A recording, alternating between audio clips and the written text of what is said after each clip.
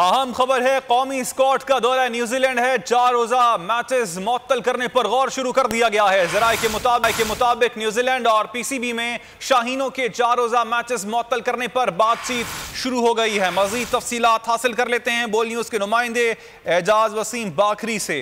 जी एजाज, इस हवाले से आपके पास क्या तफसीलात हैं?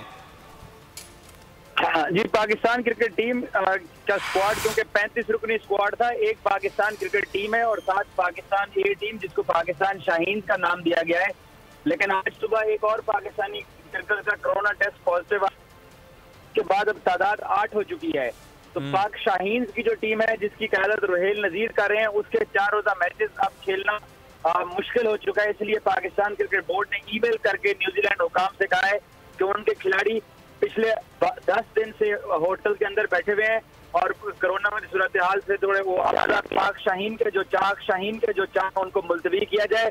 और इस न्यूजीलैंड क्रिकेट बोर्ड इसका कल सुबह जवाब देगा और इम्कानात यही है कि ये मैचेस मुलतवी हो जाएंगे। जी ठीक है एजाज, आपने अपडेट किया, आपका शुक्रिया।